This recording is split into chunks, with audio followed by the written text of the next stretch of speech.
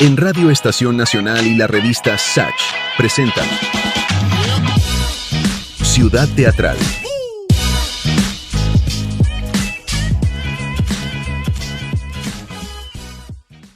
Porque en la ciudad todo es teatro. En el caso de nuestra invitada del día de hoy, es teatrillo. Aquí comienza Ciudad Teatral.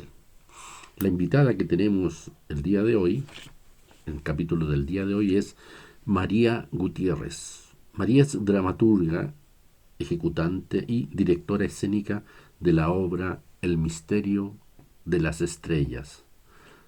Obra que cuenta la historia de Clara, una niña feliz, deseosa del nacimiento de su primera hermana, pero que tiene que afrontar la noticia de que no va a llegar e inicia una búsqueda para convencerla de volver. También se inicia con este viaje una fábula sobre la vida y la muerte. Este es un teatro de marionetas que está en funciones en el Teatro Viaje Inmóvil de Jaime Lorca, ahí en la comuna de Independencia. Entonces, vamos con Ciudad Teatral y María Gutiérrez.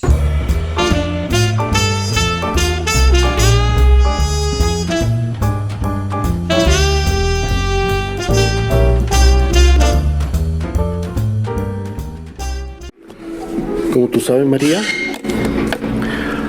en la ciudad todo es un teatrillo, ¿no es cierto? Entonces, bienvenida a Ciudad Teatral, el programa. Muchas gracias, muchas gracias. Como primera inquietud, ¿dónde te formaste tú como actriz o directora o dramaturga? Yo estudié como desde la academia, digamos, en la Universidad de Arcis. Estudié actuación ahí entre el año 2009 y el 2012. Y creo que después de que salí de la escuela me di cuenta de que a mí lo que más me gustaba hacer era escribir. Entonces empecé a formarme de manera informal, se puede decir, como en talleres, cursos y cualquier oportunidad que pudiera tomar para ir aprendiendo lo que fuera. Entonces llegué a trabajar también en cine, harto, en cine, pero desde la dirección de arte, en vestuario. Entonces me di cuenta que me gustaba mucho eso también, como tener que replicar prendas o tener que trabajar como vestuarios de época,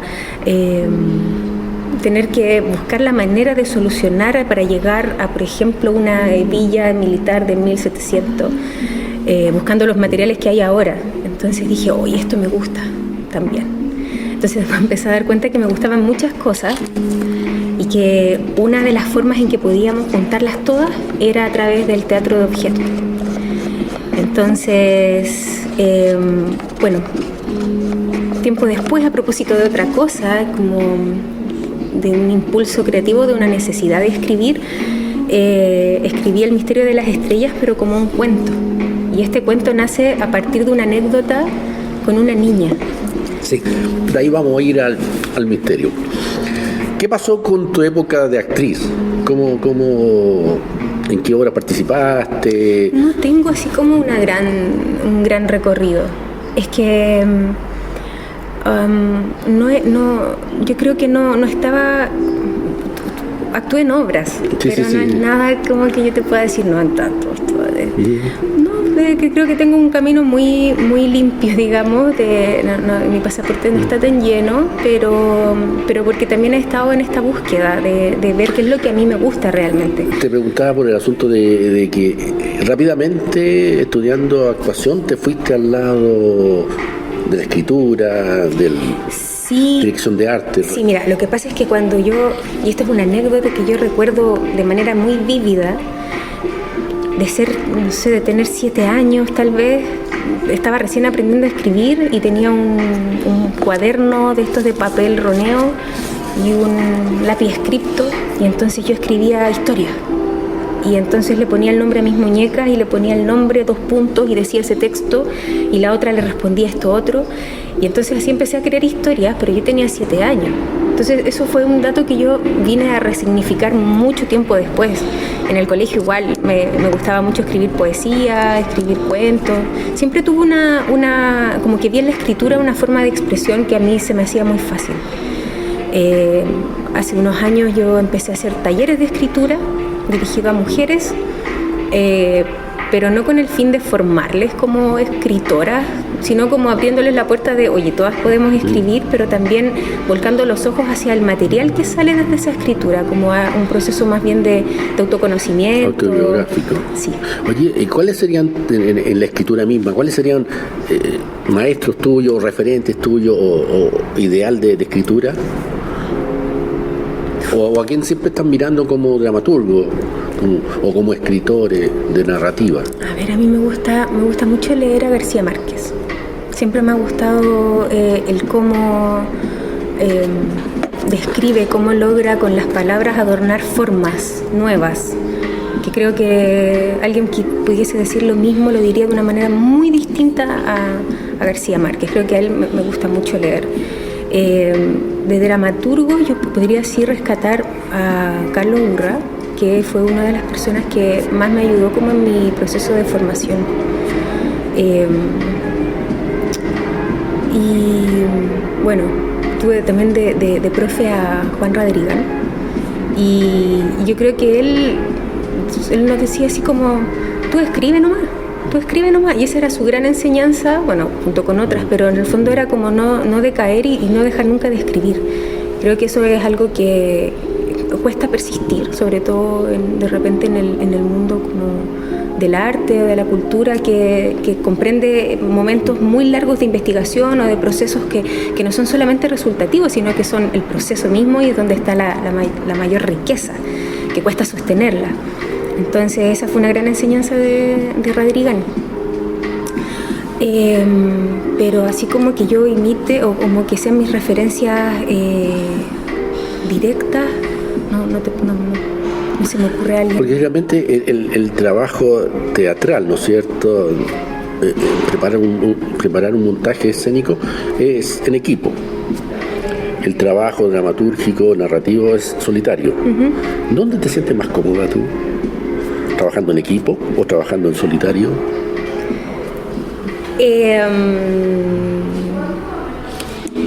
Claro, el trabajo como de creación literaria, de la creación dramatúrgica, creo que tiene una primera parte que uno va en solitario, tratando de sacar la mayor cantidad de material desde, ojalá, lo más nativo posible. Yo trato de trabajarlo de la manera más nativa posible, y luego ya vamos maquillando, disfrazando, arreglando, corriendo, forrando, sacando. Y en ese proceso, ahí yo igual tengo mis gentes. Yo tengo mis gentes a las que le mando y digo, oye, compárteme, ¿qué sientes, qué piensas? Y ese proceso ya no se vuelve tan solitario, sino como... Y de ahí voy tomando algunas cosas que me hacen sentido, cosas que nunca vi. Y ya, claro, después el trabajo en equipo es completamente distinto. Pienso que los dos los disfruto mucho. Ok. Tú acabas de mencionar recién este asunto de voy escribiendo, ¿no es cierto?, lo más limpio posible, y después voy quitando. ¿Cómo se decide el dejar algo y el quitar algo? ¿Por qué se decide eso? O sea, siempre me llama la atención eso. O sea, ¿por qué tú quitas algo o dejas algo? O sea, ¿cómo funciona eso? Yo creo que ahí habría que desprenderse un poquito del yo, porque claro, si bien es cierto, todo el material que uno puede generar, a veces uno lo encuentra muy bueno, o que me gusta mucho, pero no tiene que ver con si a mí me gusta, sino que si a la historia le sirve o al personaje le sirve, y ahí quizás es un criterio. Creo que mientras uno más saca es mejor también, porque también vas limpiando el texto o la historia de ti mismo. Porque creo que necesitas el cuerpo, tu historia, tu biografía y todo esto para empezar, pero luego ya tienes que quizás darle más cabida a la vida de los personajes, a lo que a ellos les sirve y lo que no. Dentro de tu escritura, ¿qué tanto de autobiográfico hay en tu escritura? Yo te podría decir que hay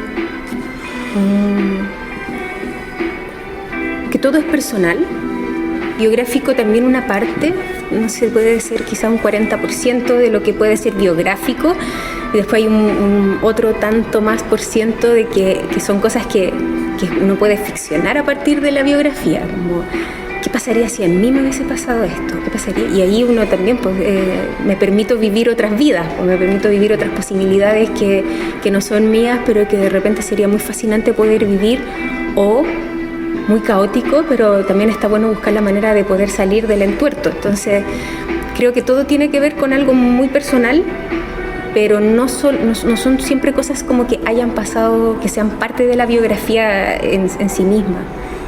Hay mucho que en el fondo tiene que ver también con lo que me rodea, pues, con lo que veo, lo que huelo, lo que vi en la calle, lo que me abrió una posibilidad de pensar en otro mundo, a partir de un impulso creativo muy neutro. La otra vez iba caminando por la calle y vi un niño de 7 años jugando con una pistola, de juguete probablemente, pero él estaba disparando a la gente que pasaba. Y no era algo que quizás no todos notamos, pero a mí se me ocurrió una historia también detrás, a partir de eso. Entonces creo que es eso, el estar perceptivo. Eso creo que es lo más importante, estar perceptivo a los estímulos del entorno, a las personas, a sus gestos, sus muecas, porque de todos podemos también sacar un rasgo para un personaje o posibilidades creativas. ¿Cómo volviendo un poco a la obra, cómo llegaron a esa descripción que dice teatrillo de marionetas? Teatrillo de marionetas. Bueno, el teatrillo es una figura antigua. ¿Ya? Una figura antigua que se remonta a las antiguas civilizaciones. Y el teatrillo era una especie de carro alegórico o un espacio de representación donde las marionetas o los objetos podían contar su historia y se representaba dentro lo que se quería contar. Tienen por ahí algunas como influencias medias religiosas, tienen influencias sociales, como de poder como enseñar qué era lo que era ser un buen ser humano, por ejemplo, que en la antigua Grecia tenía esa connotación educativa. Claro, como formativo de un buen ciudadano. Entonces, claro, la gracia del teatrillo es que tú lo podías poner en un espacio público o en cualquier tipo de espacio y entonces cualquier persona podía observar lo que estaba sucediendo ahí dentro. Desde ahí nosotros tomamos este contenedor para poder contar la historia, pero además de que nos resultara como un contenedor, quisimos también transformarlo en una marioneta que nos brindara más posibilidades y que contribuyeran también a la historia que nosotros queríamos contar.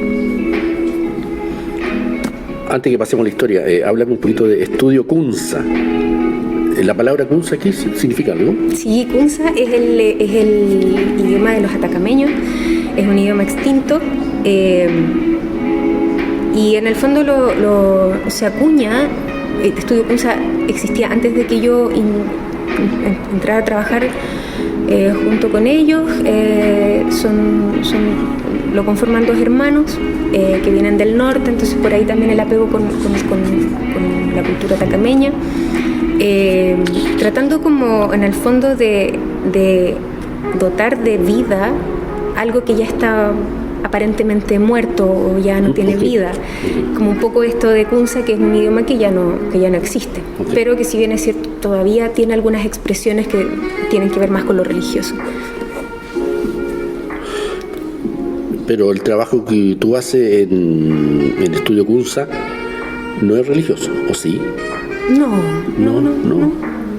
Es que hablar de religión también es un poco como confuso, porque la religión en sí tiene una carga semántica súper fuerte, como que para cada persona la palabra religión o religioso puede tener significados muy distintos. Ahora, si lo vemos desde como una expresión espiritual,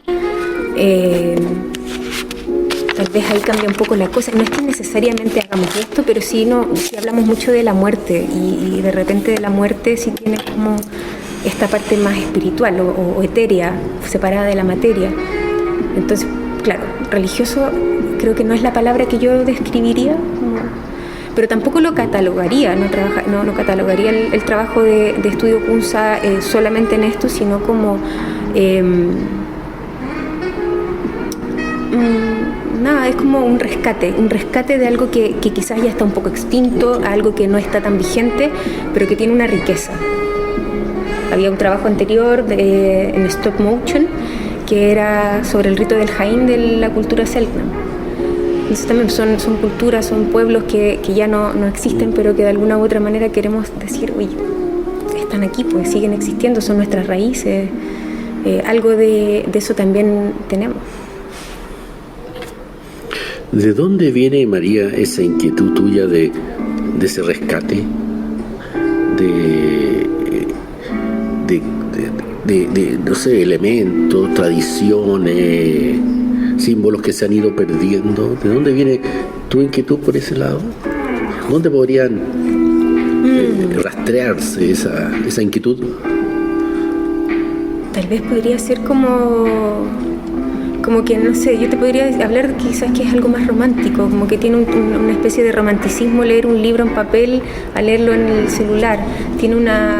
Es distinta la fotografía análoga a la fotografía del celular. Y hoy en día está todo sustentado desde la programación y desde lo digital. Entonces, bueno, puede ser que falle la luz y todo se nos cae. Pero lo que nunca se van a caer son justamente las cosas antiguas, los oficios, lo que podemos sustentar con nuestras habilidades. Y es ahí donde para nosotros se vuelve una riqueza poder como volver a esto antiguo, volver a un saber o a un conocimiento que no está tan digitalizado, no está tan programado, porque de eso ya tenemos suficiente. Yo creo que lo que nos podría salvar, si es que en algún momento hay una especie así como de catatombe universal, son justamente todo aquello que no tiene que ver con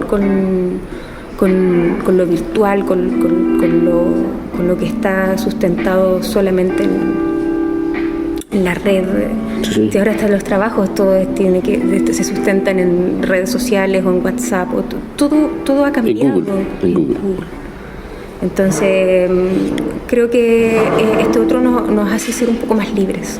Tú siempre estás hablando como en tercera persona, para nosotros, nunca en primera persona. Cuando dices para nosotros esto. Para nosotros como Estudio Kunza. Okay. ¿Cuántos son? Tres. Somos tres las personas que trabajamos de manera muy activa. También tenemos otros colegas colaboradores desde la música, desde quien hace la iluminación, la producción, todo lo que rodea. Pero sí, siempre somos tres los que estamos metidos en todo de alguna u otra manera, como los que conocen cómo se mueven las marionetas, cómo se articulan, cómo se arreglan, cómo funciona el carro, cómo se arma, se desarma. Somos nosotros tres. Y por supuesto hay otro equipo. Oye, mencionaste la manipulación.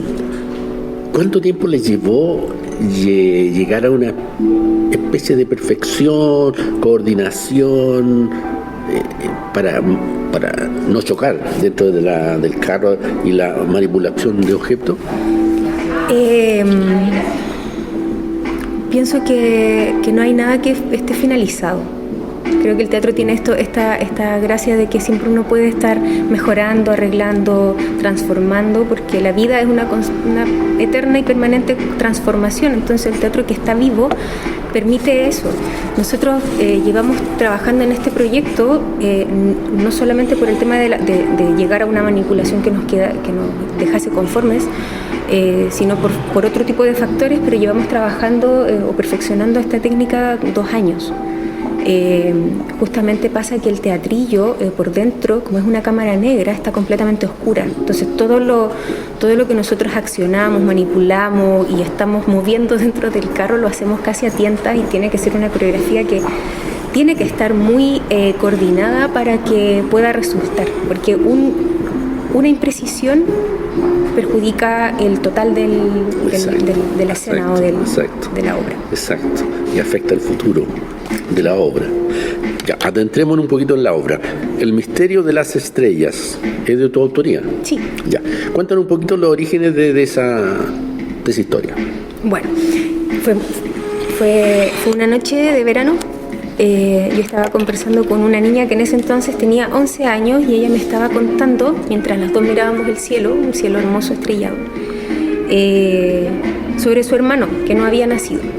Entonces ella me contaba cómo se llamaba, que siempre pensaba en él, siempre tenía cerca de ella la foto de la ecografía de la mamá.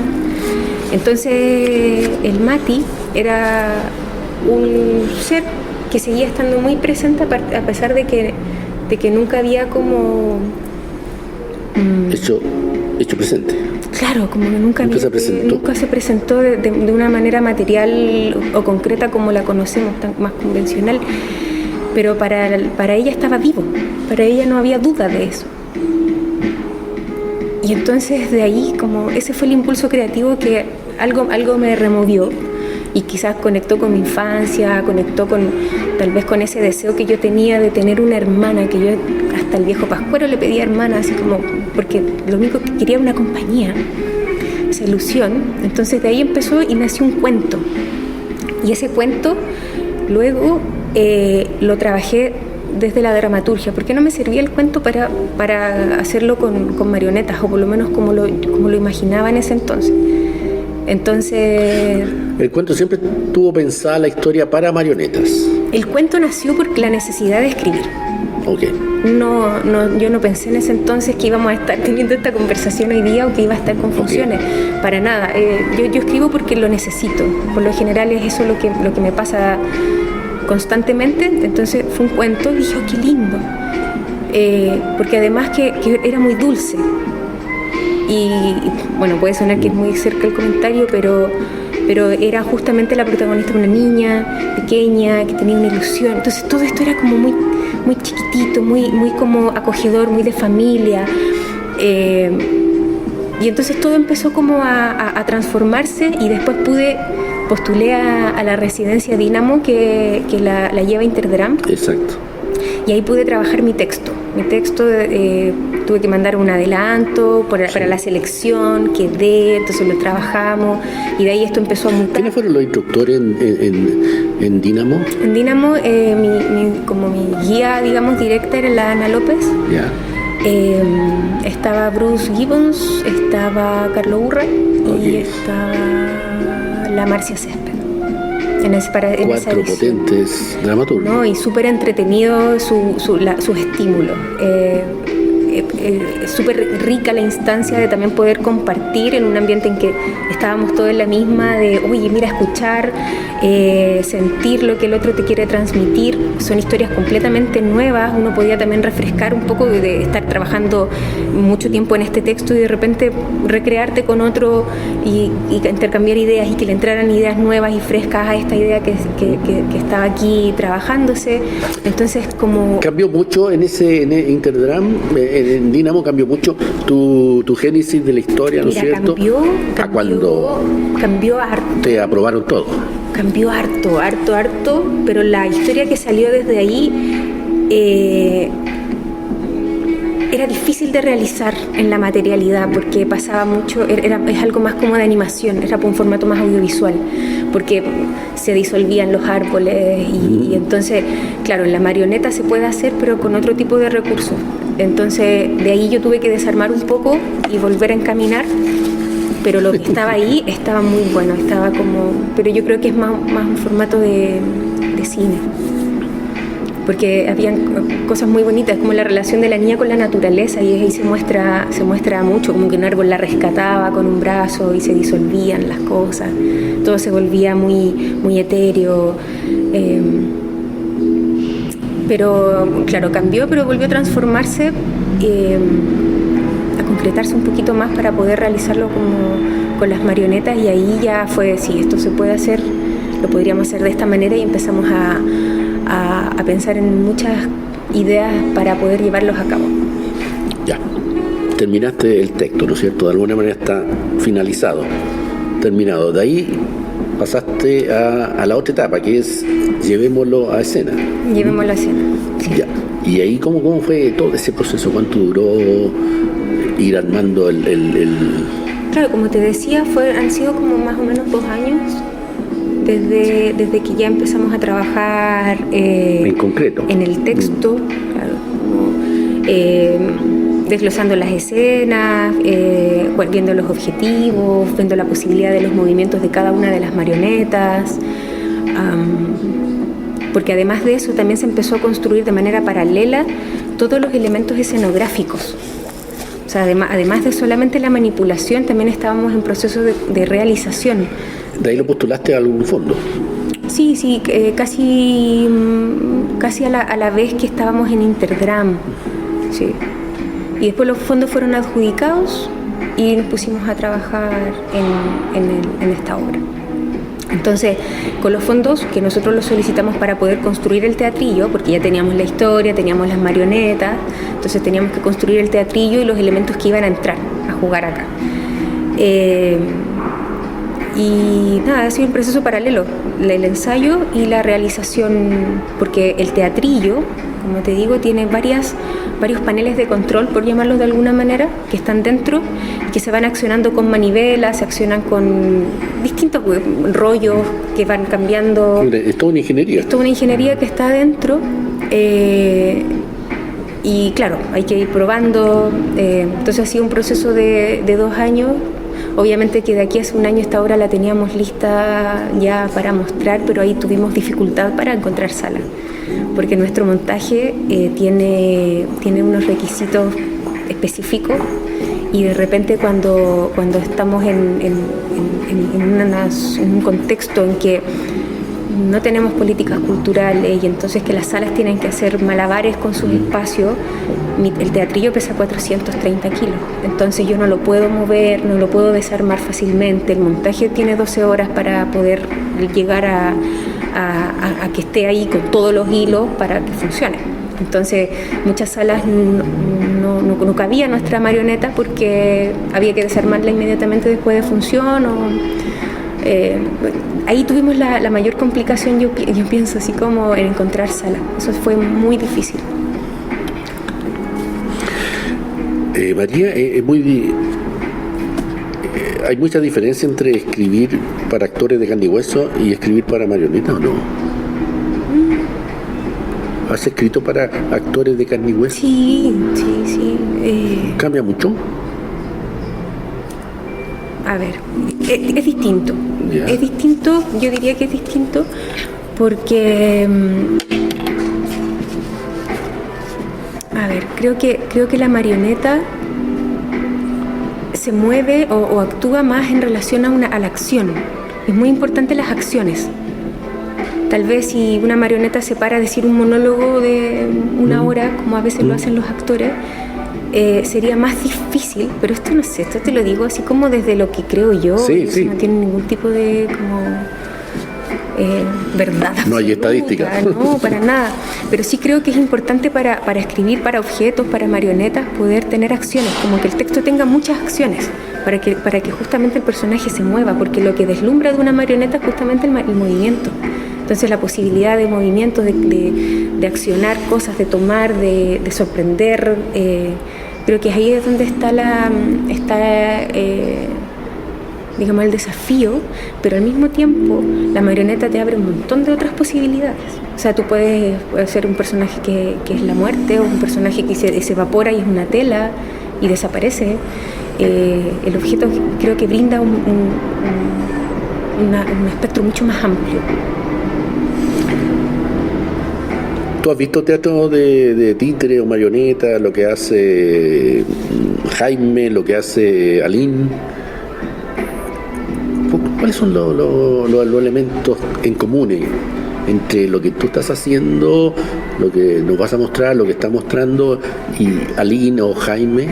Creo que la maravilla que puede unir todo este lenguaje que compartimos es que es un objeto inerte, es un objeto que no tiene vida y en el fondo lo que asombra, que creo que la importancia justamente es el asombro, la capacidad de generar asombro, es que este objeto que está muerto de repente se mueve como si estuviera vivo Y entonces a ti como que hay algo que se alerta dentro de ti, que tiene que ver un poco como con cómo funciona nuestro cerebro, ¿no? Que hay una parte que es un poco más racional y entonces dice, oye, pero espérate, esto como si esto estaba muerto, y se pone un poco en alerta, ¿no?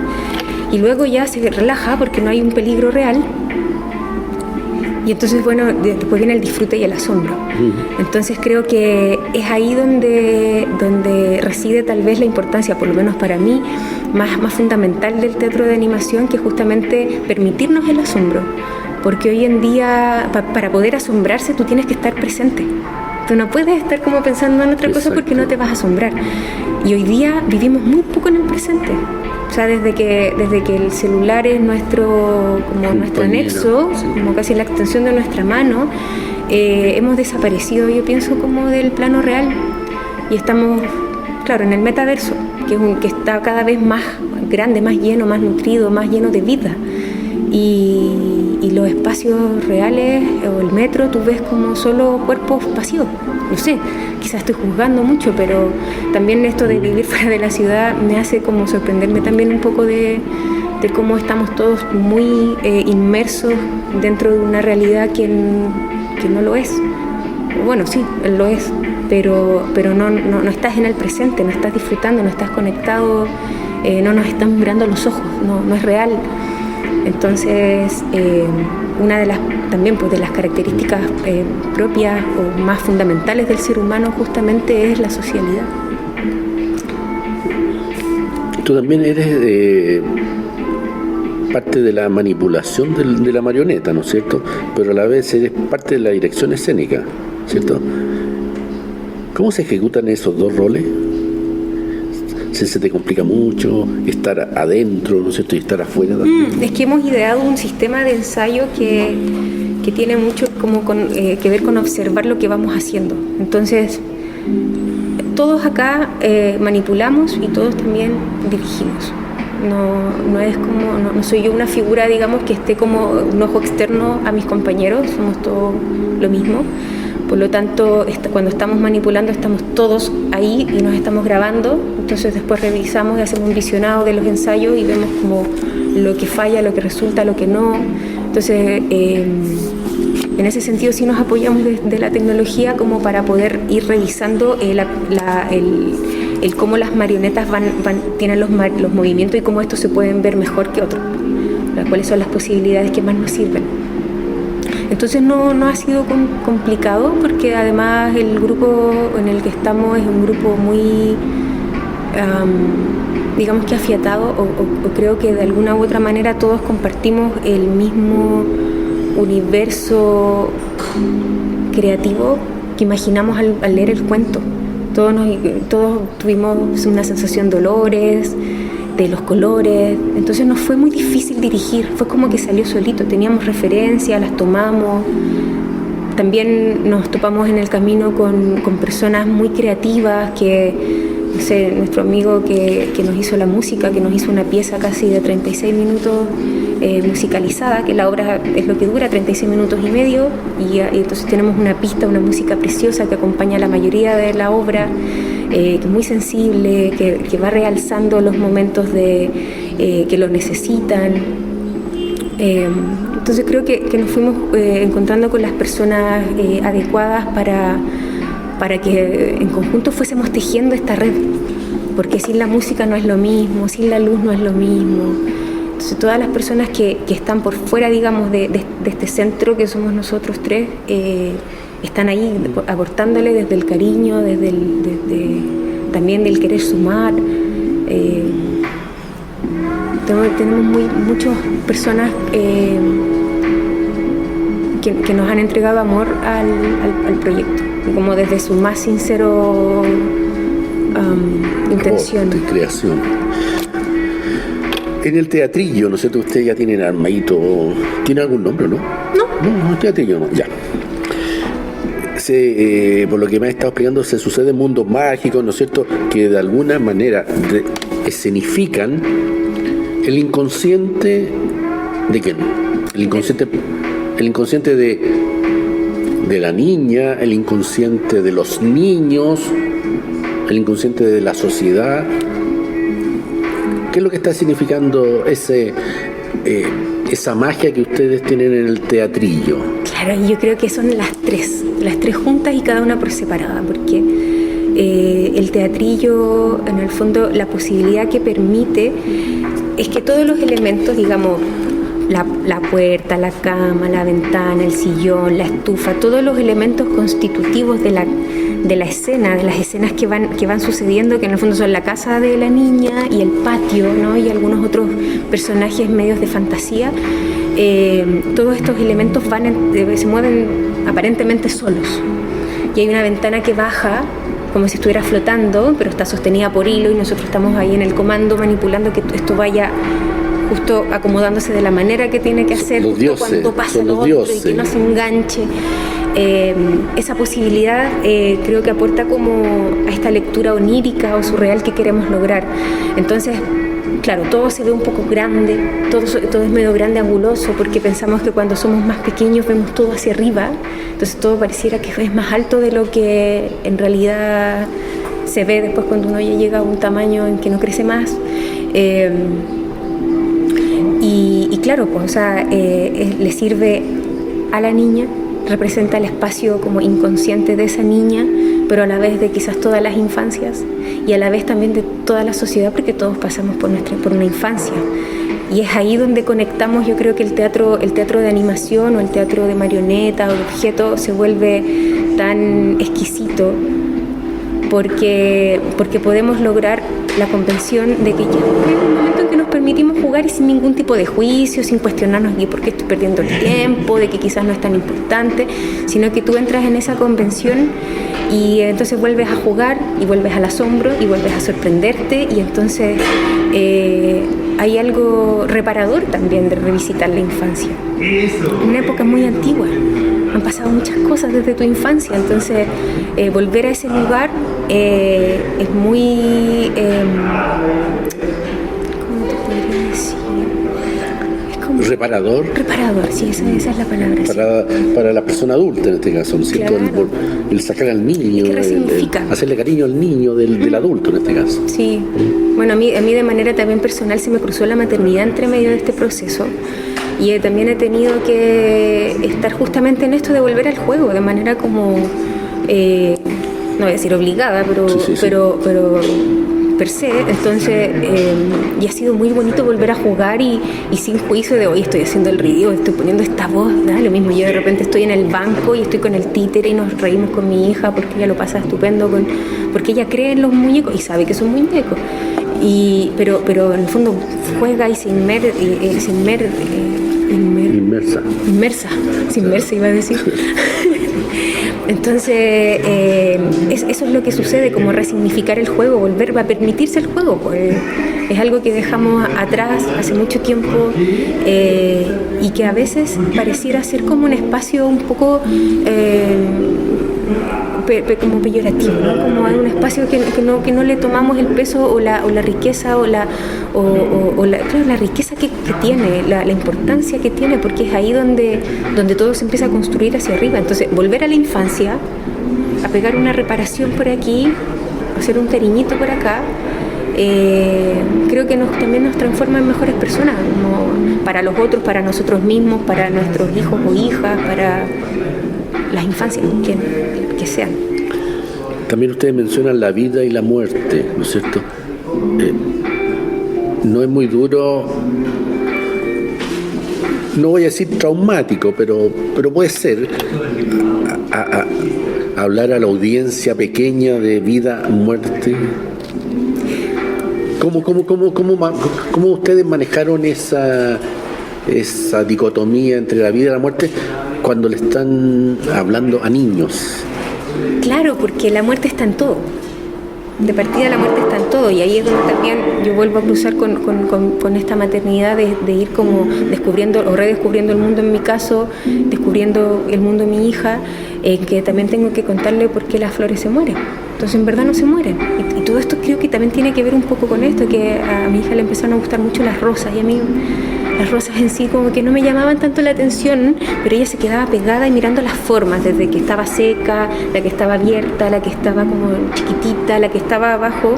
Entonces empezamos en esto de como explicarle cosas, que claro, que en realidad la rosa, el pétalo, la flor, cuando cae a la tierra, en realidad no muere. O sea, esa rosa quizás no, pero esa misma rosa va a nutrir la tierra de la que va a alimentarse la rosa madre y va a volver a dar rosa.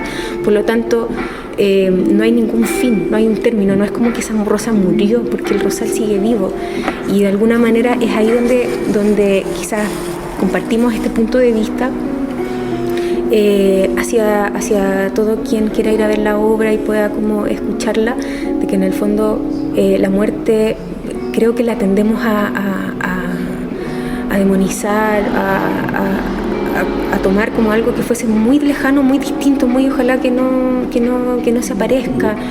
Pero si estamos vivos es porque morimos antes y porque en algún momento vamos a morir de otra vez. Entonces esto es un ciclo y quizás no es tan duro si le explicamos desde un lugar así de más amoroso a las niñas, a los niños, a los adultos y adultas que somos, de que en realidad todo esto es un ciclo, de que nada muere sino que se transforma, de que los mismos átomos que en algún momento fueron el cuerpo de mi papá, a lo mejor hoy día están puestos en otra personita o en una planta, en una flor, y en el fondo si yo dialogo también con mi entorno, y es ahí la importancia también y la invitación al estar presente, puedo realmente sentirme tranquilizada, puedo sentirme conectada, puedo sentirme muy feliz, a pesar de que a mi lado hayan personas que están desapareciendo.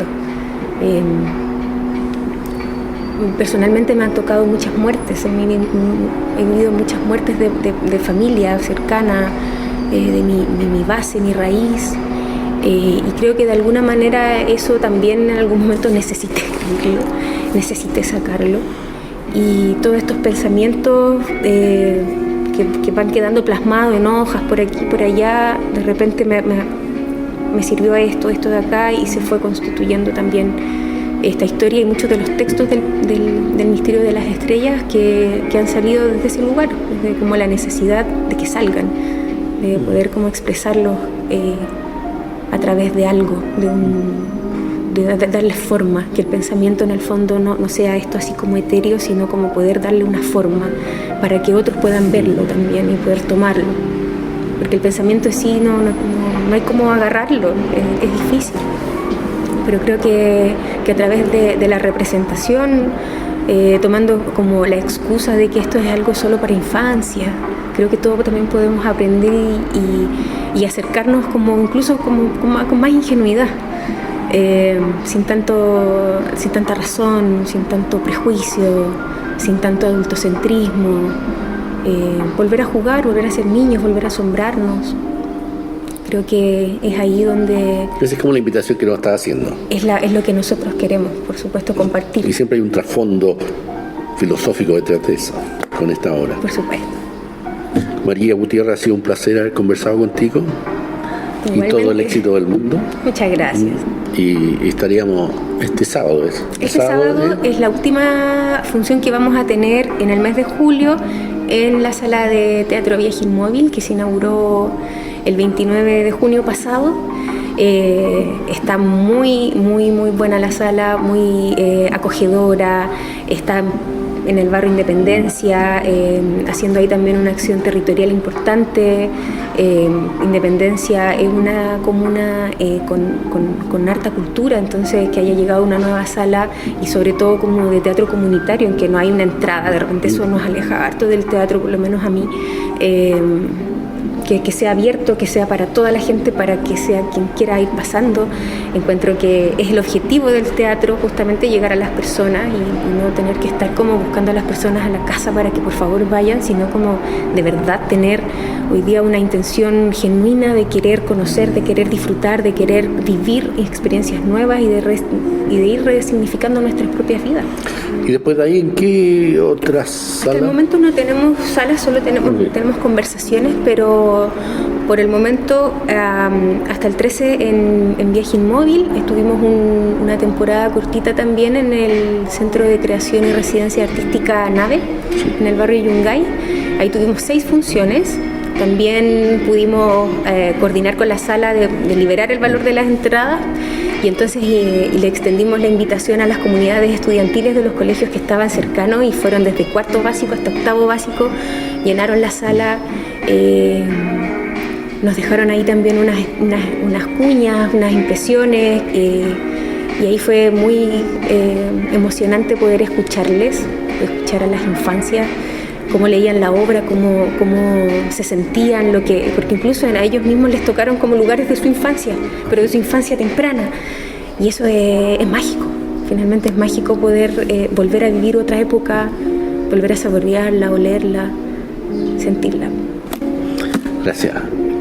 Todo el éxito del mundo. Muchas gracias, Guillermo.